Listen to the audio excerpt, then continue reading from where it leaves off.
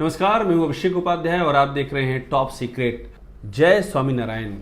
ये आपने कितनी बार सुना होगा, कितनी जगहों पर सुना होगा, देश में विदेश में, कहाँ नहीं सुना है।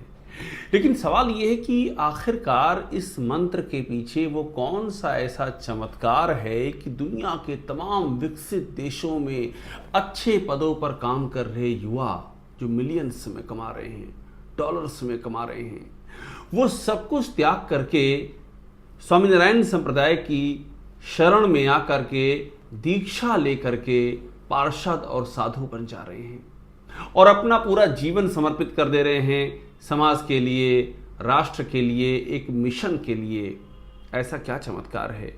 ये सवाल आज से नहीं, एक लंबे समय से लोगों को आकर्षित करता आया है और जवाब ये है कि जिसने ये दीक्षा ली है, आप उससे पूछिए कि किस परम सुख का उसने अमृत ग्रहण किया है। और जो मैं बात ये कह रहा हूं, इसका एक बहुत ही ताज़ा उदाहरण है। अभी हाल ही में जब गुजरात में महंत स्वामी महाराज, जो स्वामीनारायण संप्रदाय के मुखिया हैं इस समय, महंत स्वामी महाराज, उनके मार्गदर्शन में, उनके आशीर्वाद की छाया में 29 युवाओं ने पार्षदी दीक्षा ली। 29 युवा। ये कहानी की शुरुआत है, अभी क्लाइमेक्स दूर है। पहले आप कहानी को सुनिए और जब ये कहानी आगे जाएगी तो आप अचरज में पड़ जाएंगे कि मैं जो बता रहा हूँ और जो आप सुन रहे हैं उसका जो आयाम है, जो उसका शिखर है, वो कितना ऊंचा है। तो 29 युवाओं ने पार्षद दीक्षा ली और 37 युवाओं ने भगवती संत दीक्षा ली। पार्षद दीक्षा स्वामीनारायण संप्रदाय में आप जब प्रवेश करेंगे तो पहले पार्षद दीक्षा है और उसके बाद जब साधु संप्रदाय में आप प्रवेश करेंगे तो भगवती संत दीक्षा दी जाती है। ये दीक्षा जो दी गई, ये महंत स्वामी महाराज ने BAPS अक्षर मंदिर गोंडल में ये दीक्षा दी। अब यहाँ सवाल ये है कि जिन 37 युवाओं ने भगवती संत दीक्षा ली, यानी खुद को साधु संप्रदाय में समर्पित कर दिया, वे कौन हैं? वे कहाँ से आए हैं? वे कहाँ काम करते हैं? उनका भविष्य कहाँ था और आज वे किस परम सुख की, ईश्वरीय चैतन्यता की अवस्था में आकर के सब कुछ छोड़ करके उन्होंने खुद को समर्पित कर दिया। ये है कहानी का क्लाइमेक्स। और समझिए, उन 37 युवाओं में से जो 19 युवा हैं वो ओवरसीज यानी कि विदेशों में काम करते थे। इनमें से 11 USA में, इनमें से 2 कनाडा में, आप सुनते जाइए, देशों के नाम सुनिए। इनमें से 2 UK में, 3 अफ्रीका में और 1 ऑस्ट्रेलिया में। इन तमाम जो विकसित देश हैं, जो तमाम जहाँ पर भौतिक सुख समृद्धि शिखर को छूती है, वहाँ पर ये युवा बहुत ही अच्छी पोजीशंस पे काम कर रहे थे, लेकिन सब कुछ छोड़ करके आते हैं और वे भगवती संत दीक्षा यानी कि साधु संप्रदाय में दाखिल हो जाते हैं। इसके साथ में पार्षद दीक्षा भी होती है। 29 जो युवा पार्षद दीक्षा लेते हैं, अब जरा उनकी क्वालिफिकेशन को आप देखिए तो आपको समझ में आएगा कि ये समर्पण कहाँ से आता है। और जो वो छोड़ रहे हैं वो तो हमको दिख रहा है, लेकिन जो वो ग्रहण कर रहे हैं, जो वो पा रहे हैं, क्या वो हमको दिख रहा है?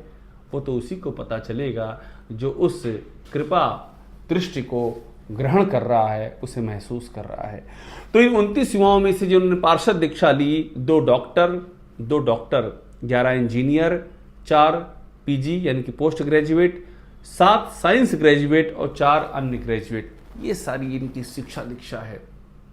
और इस सब के साथ में आकर के ये पार्षदी दीक्षा ले लेते हैं और खुद को भगवान स्वामीनारायण के मिशन के लिए समर्पित कर देते हैं। आज की तारीख में BAPS में 1220 एक्टिव स्वामी हैं।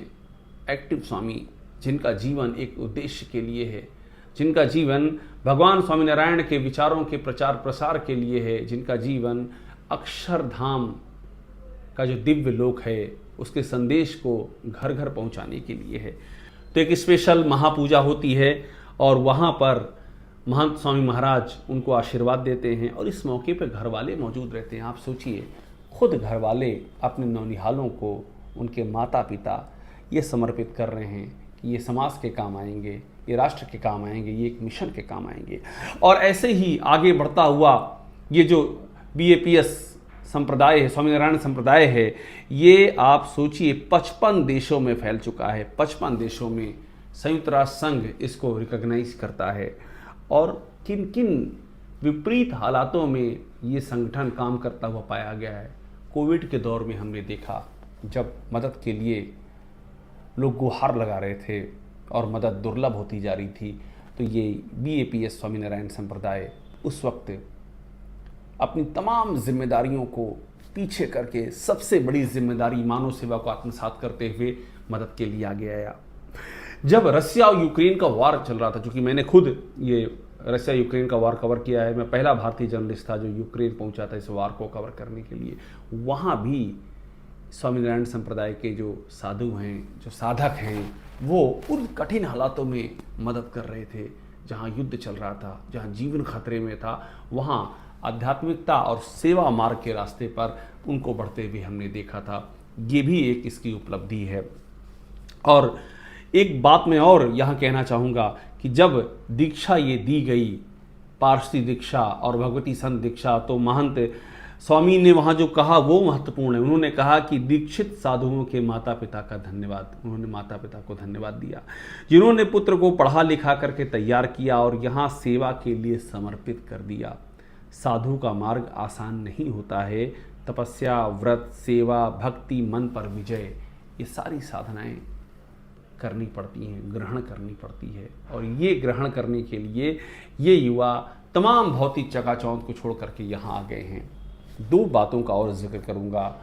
न्यूजर्सी में जो रॉबिन्सविले में जो अक्षरधाम मंदिर, वहाँ पर मैं गया हूँ, उसको मैंने कवर किया है। महंत स्वामी के मार्गदर्शन में, उनकी और प्रमुख स्वामी महाराज की तपस्या से वो फलीभूत हुआ है। इसके अलावा अबू धाबी में जो परंपरागत पहला हिंदू मंदिर बना है। यहाँ पर जो हम देख रहे हैं कि जो सनातन का प्रसार है, जो भारतीय संस्कृत का प्रसार है, कैसे देश और दुनिया के अलग अलग हिस्सों में होता जा रहा है। तो ये कैसे हो रहा है? ये ऐसे ही हो रहा है कि ये युवा, और हमने न्यूजर्सी में देखा, हमने अबू धाबी में देखा कि जब मंदिर बन रहा था तो कोई उसमें श्रमिक ऐसा नहीं था कि जिसको कहीं से भुगतान के बदले बुलाया गया हो। ये सारे युवा ये वहाँ तपस्या करने आए थे, छुट्टियाँ लेकर के आए थे। कईयों ने बड़ी बड़ी नौकरियाँ छोड़ दी, ऐसी नौकरियाँ जिनकी तनख्वाह सुनते हम दंग हो जाते हैं, और वो सपना होती है हमारा, छोड़ करके चले आए एक मिशन के लिए, एक समर्पण के लिए, और उसके बाद ये दिव्य मंदिर बन करके तैयार हुए। तो इसी सेवा साधना की एक कड़ी है ये पारसी दीक्षा, ये भगवती संत दीक्षा, ये दी गई है और ये बताती है कि आज भी इस देश में वो रास्ता है। भगवान स्वामीनारायण जो अयोध्या के पास छपिया में जन्मे थे, उनका दिखाया हुआ मार्ग आज भी फलीभूत हो रहा है, जब लोग तमाम भौतिक सुख सुविधाओं और उपलब्धियों को छोड़ करके सेवा के पथ पर, अध्यात्म के पथ पर आगे बढ़ रहे हैं, युवा आगे बढ़ रहे हैं। और ये इस देश की आध्यात्मिक परंपरा के लिए बहुत शुभ संकेत है। तो आज के लिए इतना ही। टॉप सीक्रेट को आप लगातार देखते रहिए, लाइक कीजिए, सब्सक्राइब कीजिए, और वो सारी बातें आप जानिए, सुनिए, समझिए जो आपको सिर्फ यहीं मिलेंगी। धन्यवाद।